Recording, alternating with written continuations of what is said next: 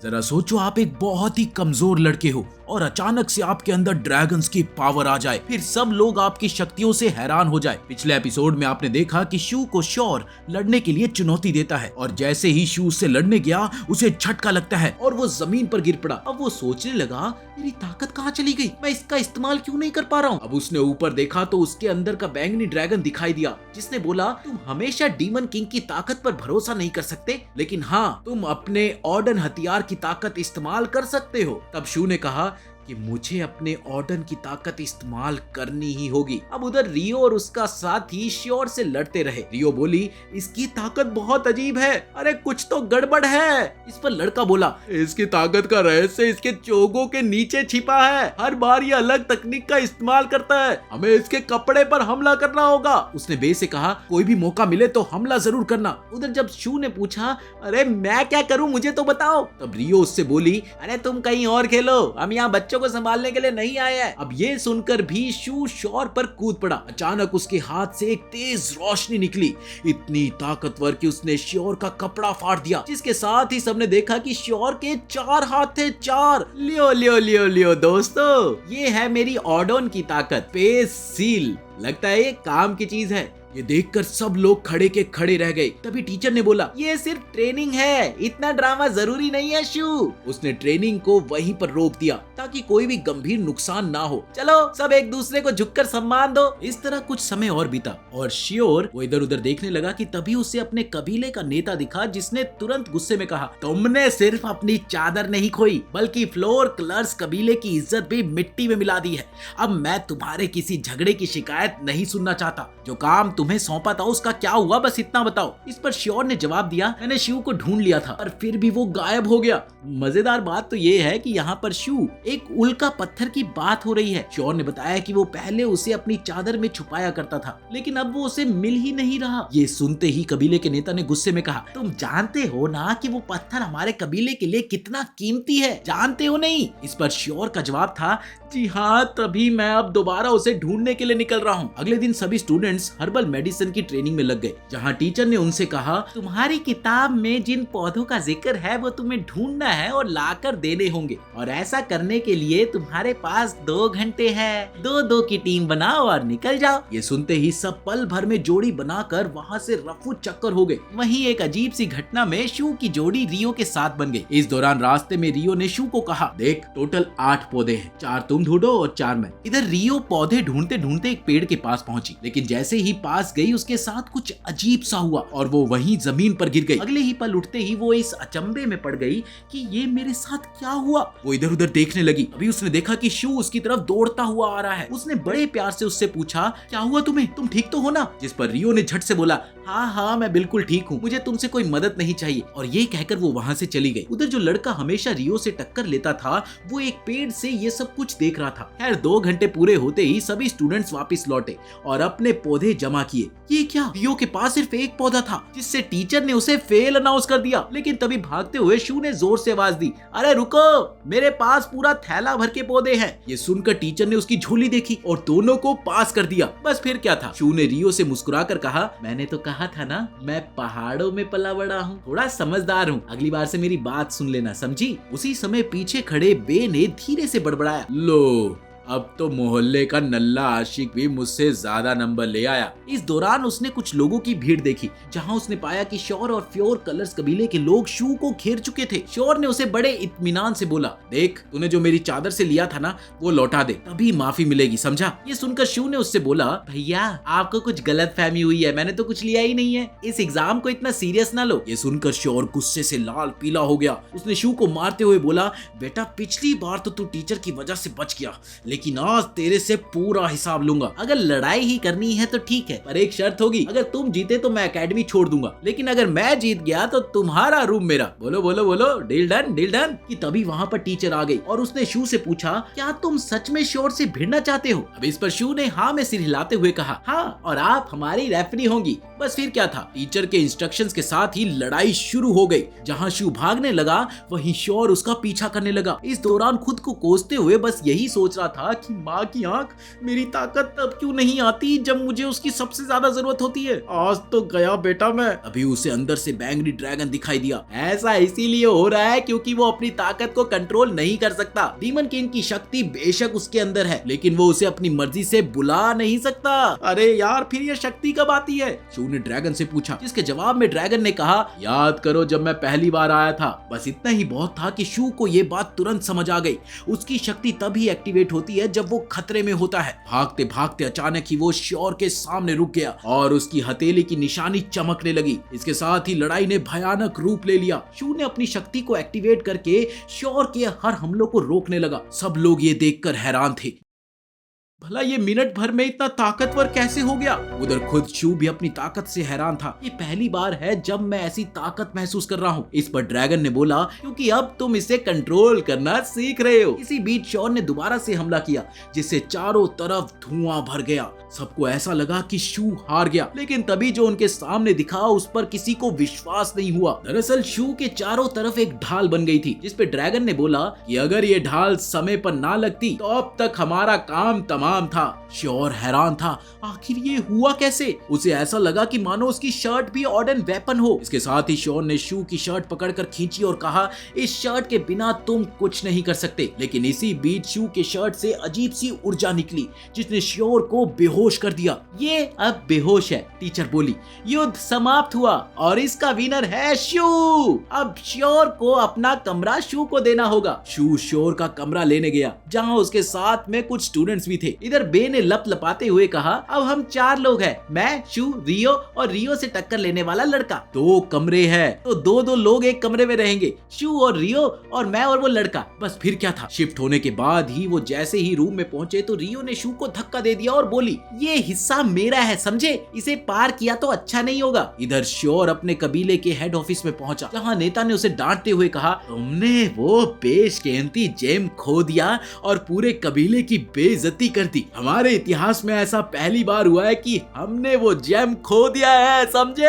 अब नेता श्योर को डांटते जा रहा था और इसी दौरान वहाँ पर एक आदमी अंदर आया, जिसने उसे बताया कि बाहर एक स्टूडेंट आपसे मिलना चाहता है। ये स्टूडेंट तलवार खानदान का सबसे ताकतवर लड़का था। इधर स्टूडेंट्स की junior teacher deputy head mistress से मिलने के लिए पहुंची और वो बोली, प्योर कलर्स कबीले हाल में ही बहुत आक्रामक हो गया है। उनका ये भी रिकॉर्ड रहा है कि वो जब जब हारे हैं वो बदला लेने जरूर आते हैं। इस पर हेड मिस्ट्रेस ने उसे जवाब दिया कि तुमने ही कहा था ना कि उल्का पिंड जेम चोरी हो गया है, तो हो सकता है कि उनका कबीला उसकी खोज में हो। वैसे भी उनके ज्यादातर स्टूडेंट्स साउथ दिल्ली के वो नमूने हैं जिनके परिवार वाले एकेडमी में ऊंचे पदों पर है। इसलिए अभी के लिए सबसे जरूरी बात ये है कि तुम शू पर नजर रखो, पर ध्यान रहे किसी को पता नहीं चलना चाहिए। उस रात शू अकेला था। वो इस सोच में डूबा हुआ था कि मेरा डीमन कमाल का है, मैं इसमें कुछ भी स्टोर कर सकता हूँ। उसने देखा कि वो ऑल्का पिंड यानी कि जैम पत्थर उसी के पास था। ये देखकर वो हैरान रह गया, भाई साहब, अबे ये तो वही पत्थर है जिसे शॉर ढूंढ रहा था, लेकिन ये मेरे पास आया तो आया कैसे? फिर उसने देखा कि वैसा ही एक और पत्थर भी उसके पास था। लियो भाई,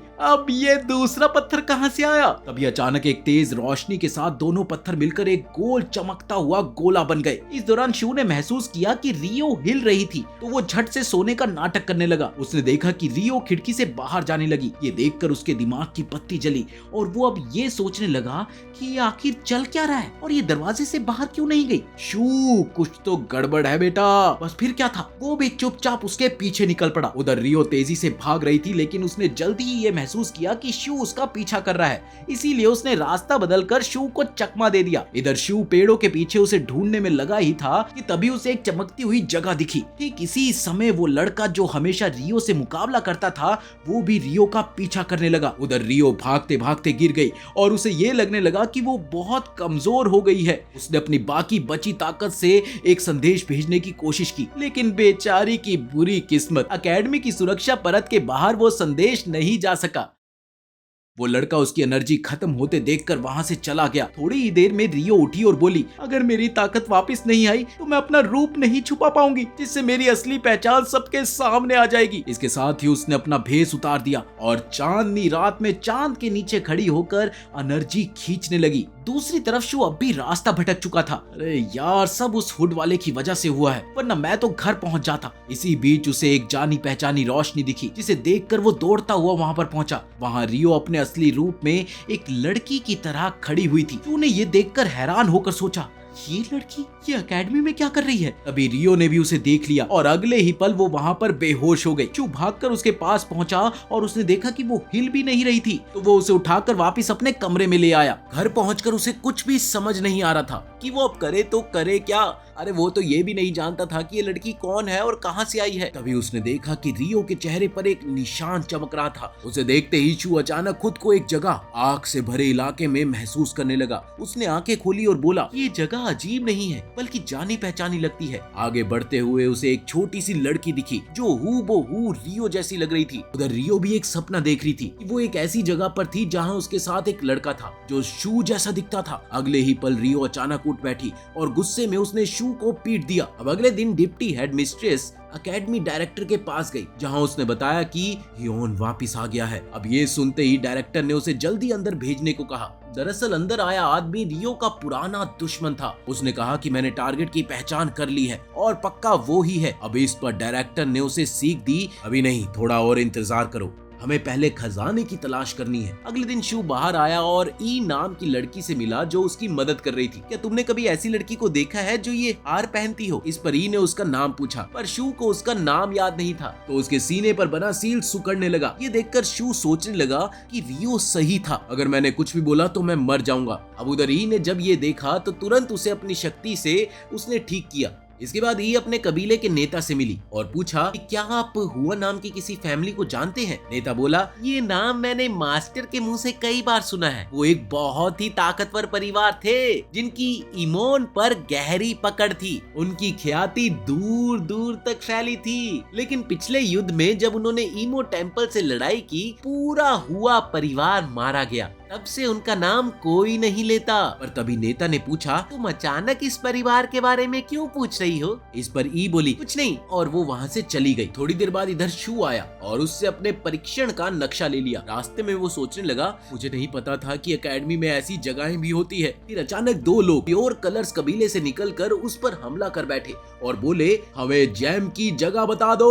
जिस पर शू ने कहा, मुझे नहीं पता यार, ये कहाँ पर है। इसके बाद उन दोनों ने उस पर हमला कर दिया, लेकिन शू ने अपनी शक्ति का इस्तेमाल करके उन्हें रोक लिया। लेकिन थोड़ी ही देर में उसकी ताकत खत्म हो गई और वो जमीन पर गिर पड़ा। तभी वहाँ पर एक गुरु जैसा दिखने वाला आदमी प्रकट हुआ। उन्होंने कहा, एक ऐसा लड़का जिसके पास कोई टैलेंट नहीं है लेकिन दो विशाल स्पिरिचुअल एनर्जी है, अगर तुमने इन्हें सही से इस्तेमाल नहीं किया तो तुम्हारा शरीर नष्ट हो जाएगा। उधर शू चुपचाप उनकी बातें सुनता रहा, लेकिन खुद से हिल भी नहीं पा रहा था। अगले दिन जिसने शू को नक्शा दिया था, तब उसे पता लगा कि उसने तो उसे गलत नक्शा दे दिया है। उधर रियो तेजी से शू की खोज में निकल पड़ी। उसने अपनी शक्ति से तितलियों को बुलाया ताकि वो उसकी मदद कर सके, और वहीं रियो का दुश्मन भी उसके पीछे दौड़ पड़ा। इधर शू अभी भी जमीन पर गिरा हुआ था और वो हिल भी नहीं पा रहा था। जहां आदमी ने फिर से शू से कहा, तुम्हारे अंदर जो दो शक्तियां हैं वो तुम्हारे शरीर के लिए बहुत भारी है और इसके साथ हर दिन तुम्हारा शरीर और कमजोर होता जा रहा है। अगर तुमने एक बार और इनका इस्तेमाल किया तो तुम मर जाओगे।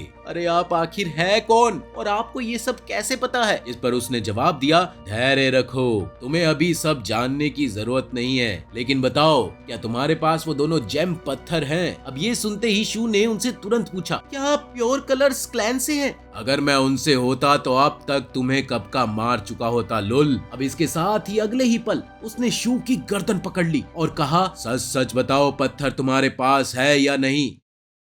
और जैसे ही शू ने मना किया कि उसके पास वो पत्थर नहीं है, तभी उस आदमी को गुस्सा आ गया। शू ने पूछा, आपको कैसे पता कि दो पत्थर हैं? अब इसका जवाब देते हुए उसने कहा, मैंने कहा ना, सब जानने की जरूरत नहीं है। ये दोनों पत्थर अकेले किसी काम के नहीं है, लेकिन जब इन्हें मिलाया जाए तो ये एक चाबी बन सकते हैं, ड्रैगन लिंक को ढूंढने की चाबी। अब ये ड्रैगन लिंक कौन है? इसी बीच मुखौटे वाले आदमी ने देखा कि प्योर कलर्स क्लैन के सदस्य आ रहे हैं। उसने कहा, अब मुझे जाना होगा। वो शू की तरफ एक फल फेंकते हुए बोला, अगर मरना नहीं चाहते तो इसे खा लो, इसके अंदर की ऊर्जा तुम्हें थोड़ी देर तक बचा सकती है। शू ने वो फल खा लिया, जिससे उसमें कुछ ताकत लौटी और उसने हमलावरों को हरा दिया। अब इसी बीच रियो भी शू की जगह ढूंढ चुकी थी और वहां पर पहुंच गई, लेकिन मुखौटे वाला आदमी तब तक वहां से जा चुका था। रास्ते में उसे रियो का दुश्मन मिला जो डायरेक्टर के लिए काम करता था और उसने मुखौटे वाले आदमी पर हमला कर दिया, पर वो जल्दी ही समझ गया कि वो कोई असली शरीर नहीं बल्कि एक पपेट था, पपेट। फिर अगले दिन रियो शू को बाई के पास ले आई, जहाँ एक बड़ा पत्थर उनके ऊपर गिरने वाला होता था, लेकिन रियो दोनों को धक्का देकर बचा लेती है। इसी बीच वहाँ जेन की एंट्री हुई, जिसने आते ही कहा, तो तुम ही हो शू, तुमने फैला रखी है इतनी भसड़, अब मैं खुद तुम्हें खत्म करने आया हूँ। दरअसल जेन प्योर कलर्स क्लैन का लीडर था। अब इसी बीच रियो उस पर हमला करने की कोशिश करती है, लेकिन जेन उसे पत्थरों से बंद कर देता है। उधर बाय ने भी बम फेंका, लेकिन जेन उन्हें पलट देता है और कहता है, अरे तुम लोग मेरी शक्ति को नहीं समझते, अगर तुम वो जेम दे दोगे तो मैं तुम्हें मारूंगा नहीं, लेकिन अगर नहीं दिए तो तुम्हारी मौत निश्चिंत है। अब तुम सोच लो तुम्हें क्या करना है। जेन शू को पकड़कर पहाड़ी पर ले गया, जहाँ वो उसे मारने ही वाला होता है कि तभी रियो पौधे से हमला करके उसे दूर फेंक देती है और शू को गिरने से बचा लेती है। अब इसके साथ ही जैसे ही वो भागने की कोशिश करते हैं तो उन्हें दो पुराने जानने वाले लोग मिले, जहाँ लड़की शू के पास जाकर कहती है, सर इसके पास नहीं है, कुछ और है। वो पत्थर निकालती है और अपने लीडर को देती है, ये रही वो चाबी, अब मैं ड्रैगन को ढूंढ सकता हूँ और एकेडमी के पूरे राज्य पर राज भी कर सकता हूँ। तुम लोग हमारे बारे में बहुत कुछ जानते हो, इसीलिए तुम्हें यही खत्म करना होगा। ये कहते हुए वो उनके ऊपर एक बड़ा सा पत्थर फेंकता है, लेकिन वो उन तक नहीं पहुंच पाता। जैन देखता है कि वही दो पुराने लोग पत्थर को रोक रहे हैं और इस दौरान लड़की कहती है, अब हम शू को नहीं मरने देंगे, पूरी एकेडमी तुम्हें खत्म करना चाहती है, अगर तुम हमारे साथ आओ तो हम तुम्हारी मदद कर सकते हैं। जिस पर जेन उससे पूछता है कि तुम लोग हो कौन? हम वो दरवाजा है जो तुम्हें इस जाल से निकाल सकता है, समझे क्या? उधर अगले दिन सभी छात्रों को बुलाकर मास्टर कहता है, डायरेक्टर ने फैसला किया है, प्योर कलर्स क्लैन को खत्म कर दिया जाएगा, सभी को बंदी बनाया जाएगा। उसके बाद ऐसा ही होता है और सभी सदस्य खत्म कर दिए जाते हैं। इधर रात में रियो बाहर जाने लगी तो शू ने सामने आकर उसे थैंक यू बोला, थैंक यू, जिस पर रियो कुछ नहीं कहती और चली जाती है। अरे यार, ये लड़की कब जवाब देगी? अब शू सारी रात बस इसी सोच में पड़ा रहा कि ये मुखौटे वाला इंसान कौन था, उसने मुझे चाबी क्यों दी? उसे याद आता है कि उसने कहा था कि पहाड़ पर तुम्हारा इंतजार करूंगा। अब दूसरी ओर रियो फिर उसी शख्स से मिलती है जिससे वो पहले मिली थी, जहां उसने शू के बारे में खोज खबर ली और उसने ये भी कहा कि अगर तुम्हारी सुरक्षा ना होती तो वो मर चुका होता, शायद तुम दोनों ही मर गए होते। अगले दिन मास्टर सभी स्टूडेंट से कहता है, अब तुम्हारी परीक्षा तुम्हारी मेहनत पर डिपेंड करेगी दोस्तों, ओके, बेस्ट ऑफ लक। अब इसके साथ ही सभी स्टूडेंट्स ट्रेनिंग में लग गए। उधर मास्टर शू को देखकर कहता है, अब आराम करो, अगर ज्यादा कोशिश करोगे तो सब गवा दोगे। ये सुनकर शू पेड़ के नीचे बैठ गया और फिर मास्टर सभी को बताता है, ये सिर्फ पहली परीक्षा है, सभी मास्टर्स इसमें रहेंगे, खुद को और मजबूत बनाना जरूरी है। उसने शू से ये भी कहा कि अगर तुम टेस्ट नहीं दे सकते तो ठीक है, आराम करो और अगले साल आओ, मैं डायरेक्टर से बात करूंगा। ये सुनकर शू खड़ा कुछ सोच ही रहा था कि तभी वहां पर ड्रैगन प्रकट हुआ, जिसने कहा कि तुम्हारे मास्टर सही है, तुम्हारा शरीर इतनी ताकत नहीं सह सकता, जाओ पहले अपनी ताकत वापस पाओ। अब उधर शू ने घर जाकर सोचा कि मैं फोंग जैसा हीरो बनना चाहता हूँ, लेकिन छी यार, पहली परीक्षा तक नहीं दे पाया। इसके साथ ही वो बाहर निकल गया और पहाड़ चढ़कर वो वहाँ उस मुखौटे वाले आदमी से फिर से मिलता है, जहाँ वो उसे बस ये कहता है कि मैं बस अपनी ताकत वापस चाहता हूँ। ये सुनते ही मुखौटे वाला आदमी जेम लेकर उस पर एनर्जी लगाता है, जिससे 2 सेकंड में कई सारे दरवाजे खुल जाते हैं। जिसके साथ ही उसने बताया, ड्रैगन लिंक की ताकत एकेडमी के हर कोने में है और इस चाबी से हम उसे ढूंढ सकते हैं। इसी बीच वहाँ मॉन्स्टर आ गए, जिन्हें देखकर शू घबरा गया। उसने डरकर पूछा, अरे यार, अब ये कौन है? अब वो आदमी उसे बताता है कि ये ड्रैगन की रक्षा करने वाली आत्माएं हैं। फिर वो उन्हें लड़ते हुए रोकता है और कहता है, तुम भागो और ड्रैगन तक पहुंचो। ये सुनकर शू वहां से दौड़ जाता है और एक कमरे में पहुंचता है जहां उसे एक हरे रंग की रोशनी और ड्रैगन के आकार का पत्थर दिखाई दिया। वो जैसे ही उसे छूने गया तभी एक चमकदार रोशनी कमरे में चारों ओर फैल गई और अगले ही पल दरवाजा बंद हो गया। दरअसल सुरक्षा कवच टूट चुका था। अब शू के अंदर से एक बहुत ही बड़ी शक्ति निकलने लगी थी, लेकिन वो किसी और ही सोच में पड़ा था कि ड्रैगन लिंक कहाँ गया, मुझे इसे इसकी जगह पर वापस रखना होगा। अब जैसे ही वो बाहर निकला तो उसने देखा कि वो इमारत भी गायब हो गई थी। ये देखकर उसने सोचा अब यार ये सब कुछ बाद में देखेंगे, मुझे टेस्ट के लिए भी पहुंचना है। अब इधर सभी स्टूडेंट्स एग्जाम सेंटर की ओर बढ़ने लगे जहां रियो ने बाय से पूछा क्या शू तुम्हारे साथ नहीं है, जिस पर बाय ने जवाब दिया मुझे तो लगा कि वो तुम्हारे साथ है। परीक्षा शुरू होने ही वाली थी और सभी लोग शू को इधर उधर ढूंढ रहे थे, लेकिन परीक्षा उसकी अनुपस्थिति में शुरू हो गई। पहली लड़ाई बाय और स्टूडेंट लॉन्ग के बीच में हुई जिसमें बाय बड़ी आसानी से जीत गया। लड़ाइयां लगातार चलती रही और हर स्टूडेंट अपने विरोधी से लड़ता रहा। अब इसी बीच बाय ने बगल में देखा तो शू भी वहां पर आ चुका था। वो उससे बात करने ही वाला था कि तभी शू ने बोला मेरा भी मैच है, हम बाद में बात करते हैं ना यार प्लीज, और वो अपनी लड़ाई के लिए चला गया। अब जैसे ही मैच शुरू हुआ बाय ने देखा कि शू ने अपने विरोधी को एक ही वार में हरा दिया। ये मंजर देखकर पूरे एकेडमी वाले हैरान हो गए। कोई यकीन ही नहीं कर पा रहा था कि एक रंगीन छात्र ने आखिर इतनी ताकत हो सकती है। उधर मास्टर को भी अपनी आंखों पर भरोसा नहीं हो रहा था, तो उसने कहा मुझे विश्वास नहीं हो रहा कि ये रंगीन स्टूडेंट की ताकत है। लेकिन तभी उन्होंने देखा कि शू जमीन पर गिर पड़ा। सभी लोग उसके पास भागे और घबराए हुए उसकी जांच करने लगे। इसी बीच थियो मंदिर के पास कुछ लोग एकेडमी में घुस आए और उन्होंने स्टूडेंट्स पर हमला कर दिया। जो लड़की शू की मदद कर रही थी उसने अपने दोस्त का हाथ पकड़ा और भागने लगी। उधर बे शू को ढूंढने निकला, लेकिन जैसे ही वो उसके पास पहुंचा वहां शाई आ गया और उसने उसे एक झटके में उड़ा दिया। फिर शाई शू के सामने खड़ा होकर बोला आखिरकार हम मिल ही गए, लेकिन वो कुछ करता उससे पहले ही उस पर हमला हो गया। दरअसल ये एकेडमी का हेडमास्टर था। उसने अगले ही पल बड़ी जोर से ललकारते हुए कहा काफी वक्त हो गया है शाही ओटमोन के राजा, पिछली लड़ाई के मुकाबले तुम कमजोर हो चुके हो, मैं तुम्हारा हिसाब बराबर करने आया हूँ। जिस पर हेडमास्टर ने जवाब दिया असल में मैं तुम्हारा हिसाब बराबर करने आया हूँ। उसने सभी स्टूडेंट्स और गार्ड्स को इकट्ठा किया और रियो के दुश्मन को आदेश दिया कि वो बाकी मंदिर के लोगों से गार्ड्स के साथ मिलकर लड़े।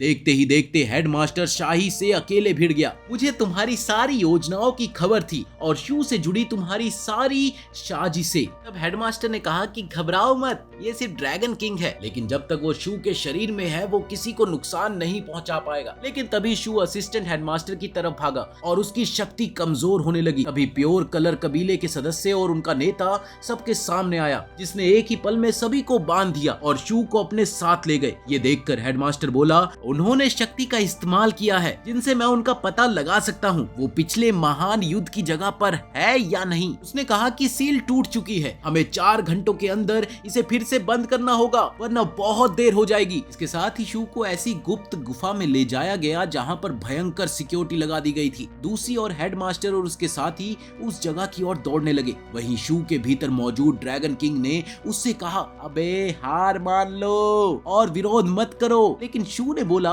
मेरे पास रंगहीन की शक्ति है, वो शक्ति जिससे हेडमास्टर ने तुम्हें हराया था। जिस पर डीमन किंग ने पलटकर जवाब दिया कि वो सिर्फ एक मामूली इंसान है जो इस साम्राज्य की जादुई ताकत को अपने लिए हासिल करना चाहता है। उसी समय उधर मी भी अपनी टीम के साथ दौड़ रही थी। वो अचानक से रुक गई और बोली तुम्हें पहले से पता था ना कि आज एकेडमी में ऐसा कुछ होने वाला है? हाँ, मैंने जानबूझकर प्योर कलर्स क्लेन ज्वाइन किया था। सच्चाई ये है कि शू के शरीर में डीमन किंग बसा हुआ है, ये मुझे पता था और मंदिर का मकसद भी बस उस शू के शरीर को पाना है और कुछ नहीं। ये सुनते ही मी ने कहा तो इसीलिए तुमने प्योर कलर क्लेन और मंदिर दोनों को ज्वाइन किया? देखो मैं शू की मदद के लिए कुछ भी करूंगी, मैं सिर्फ खड़ी होकर ये नहीं देख सकती कि डीमन किंग उसके शरीर को काबू में लेकर उसकी सारी मेहनत मिट्टी में मिला दे, समझे तुम? उधर शू अब भी डीमन किंग का विरोध कर रहा था। उसने एक धुएं जैसा जादू छोड़ा जो पूरे इलाके में फैल गया। तभी हेडमास्टर और उनके साथी वहां पर पहुंच गए और उन्होंने देखा कि धुएं की वजह से वहां राक्षसी जीव उठ खड़े हुए हैं और फिर वो सभी उनसे लड़ने लगे। इधर प्योर कलर क्लेन और उनके साथी हमला कर रहे थे। वहीं शू के शरीर के अंदर की ताकत धीरे धीरे खत्म हो रही थी। उसने सोचा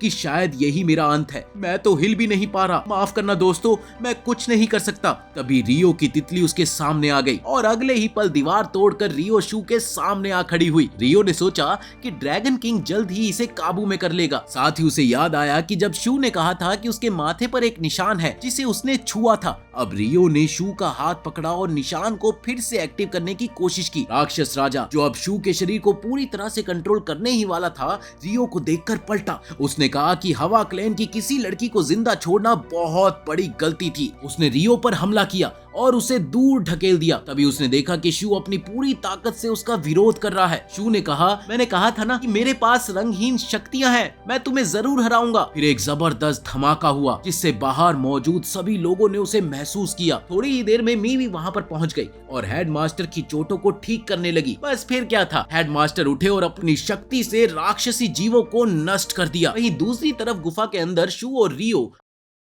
अब भी डीमन किंग से लड़ रहे थे। डीमन किंग ने बोला, तुम दोनों वाकई में ताकतवर हो, लेकिन अब मैं तुम्हें दिखाऊंगा कि तुम्हारी सारी उम्मीदें एक भ्रम है, भ्रम। अब मैं तुम्हें असली ताकत दिखाता हूँ। इसके बाद उसने अपनी ताकत से पूरी जगह को तहस नहस कर दिया और बोला, अब ये मेरी दुनिया है, अब यहाँ मेरे नियम चलेंगे। इसके बाद उसने अपनी ताकत से शू और रियो को दूर फेंक दिया और बोला, अब आराम से रहो, तुम मेरी काली दुनिया में हो, यहाँ मैं अपने नियम बनाता हूँ और पहला नियम है मेरी शक्ति जो कभी खत्म नहीं होगी। इसी बीच शू ने दौड़कर हमला करने की कोशिश की और रियो ने उसकी मदद की, लेकिन राक्षस राजा ने शू की सोल एनर्जी एब्जॉर्ब कर ली। उसने कहा, दूसरा नियम, जितनी ज्यादा बार तुम अपनी सोल एनर्जी का इस्तेमाल करोगे, मैं उतना ही ताकतवर बनता जाऊंगा और मेरी वापसी का मौका बढ़ता जाएगा। रियो ने अपनी शक्ति का प्रयोग करके शू को बचाने की कोशिश की, लेकिन राक्षस राजा ने उस पर वार कर दिया। फिर शू ने रियो को पकड़ लिया और देखा कि वो धीरे धीरे गायब हो रही है। उधर राक्षस राजा बोला, तीसरा नियम, जो भी हार जाएगा उसकी सारी ताकत मुझ में समा जाएगी। ये सुनकर रियो ने शू से कहा, तुमने हमेशा मेरी रक्षा की है, अब मेरी बारी है तुम्हें बचाने की, तुम जरूर लड़ो, मुझे तुम पर विश्वास है। इसके साथ ही शू ने अपने अतीत की कुछ घटनाएं याद की और उसकी आंखों में आंसू आ गए। तभी उसकी शक्ति एक धमाके के साथ फूट पड़ी। उसने डीमन किंग को जोर से मारकर उसे दूर फेंक दिया। उनकी लड़ाई चलती रही और आखिरकार शू ने फिर से उसे दूर फेंक दिया। राक्षस राजा ने कहा, तुम तो वाकई में ताकतवर हो, लेकिन मैंने पहले ही कहा था, जितनी ज्यादा ताकत का इस्तेमाल करोगे उतनी जल्दी मैं तुम्हारे शरीर को काबू में ले लूंगा। ये सुनकर शू ने अपनी शक्ति का प्रयोग करना बंद कर दिया और बोला, अब मैं अपनी शक्ति का इस्तेमाल नहीं करूंगा। मैं पहले से ही कमजोर था, लेकिन मैंने कभी तुम्हें स्वीकार नहीं किया। मैं सोचता था कि अगर मैं एकेडमी ज्वाइन करूंगा तो ताकतवर बन जाऊंगा। जिस पर डीमन किंग ने बोला, अब तुम समझ चुके हो कि तुम मुझे नहीं हरा सकते, खासकर कि तब जब तुम मेरी ही दुनिया में लड़ रहे हो। लेकिन चिंता मत करो, मैं तुम्हें मारूंगा नहीं, मैं तुम्हें खुद में शामिल कर लूंगा। तुम्हें इस पर गर्व होना चाहिए। ये सुनकर शू ने कहा, मुझे मौत से डर नहीं लगता, मौत तो जीवन का हिस्सा है। मैंने रियो से वादा किया था कि मैं लड़ूंगा, चाहे मेरी जान भी क्यों ना चली जाए। अगले ही पल डीमन किंग ने उस पर हमला किया, लेकिन शू ने डटकर उसका सामना किया। वो तब तक लड़ता रहा जब तक उसका एक हाथ नहीं कट गया। फिर भी वो आगे बढ़ा और हमला करता रहा, यहाँ तक कि उसका दूसरा हाथ भी कट गया। ये देखकर डीमन किंग ने उसे पकड़कर कहा, तुम सबसे ज्यादा जिद्दी इंसान हो जिसे मैंने देखा है। मैं तुम्हारी हिम्मत की कदर करता हूँ, लेकिन ये सब बेकार है, बेकार। ये सारी बहादुरी सिर्फ उस लड़की की वजह से है ना? जिस पर शू ने जवाब दिया कि वो लड़की बचपन में अनाथ हो गई थी, क्योंकि उस समय होया क्लैन को पूरी तरह से खत्म कर दिया गया था। फिर उसने देखा कि वो जगह खुद पर खुद टूटने लगी है। होया क्लैन भले ही नष्ट हो चुका हो, लेकिन वो लड़की हमेशा मेरे साथ है। तभी एक बहुत बड़ा धमाका हुआ और ड्रैगन की सारी एनर्जी आसमान में फैल गई। अब प्योर कलर क्लेन और ईमो मंदिर के सभी लोग वहाँ से भाग गए। हेडमास्टर भागते हुए नीचे आए और उन्होंने शू और रियो को अपने पास पाया, जहाँ शू ने अपनी आंखें खोली और देखा कि रियो उसके सामने खड़ी है। उसने पूछा, क्या हुआ? रियो ने जवाब दिया, हेडमास्टर आए और उन्होंने मुझे बचाया और राक्षस राजा को फिर से तुम्हारे अंदर सील कर दिया। अब एकेडमी तुम्हारी मदद करेगी। मास्टर नीचे तुम्हारा पहला टेस्ट लेने के लिए इंतजार कर रहे हैं। फिर वो हेडमास्टर से मिलने के लिए गई, जहां उसने हेडमास्टर से कहा कि मैं यहाँ आपका धन्यवाद करने के लिए आई हूँ। जिस पर हेडमास्टर ने कहा, अरे पागल हो गई हो क्या? बल्कि मुझे तुम्हारा धन्यवाद करना चाहिए। तुम्हारी वजह से हम डीमन किंग को सील कर पाए हैं और साथ ही शू को भी बचा लिया हमने। पर सफर अभी बाकी है मेरे दोस्त। नेक्स्ट एनीमे क्या होगा ये डिसाइड करेगा आपका कमेंट। जिस एनीमे के सबसे ज्यादा कमेंट होंगे वही होगा हमारा अगला एपिसोड का हीरो। तो देर किस बात की, कमेंट करो, शेयर करो, लाइक दबाओ और मिलते हैं नए एनीमे के साथ जल्द ही।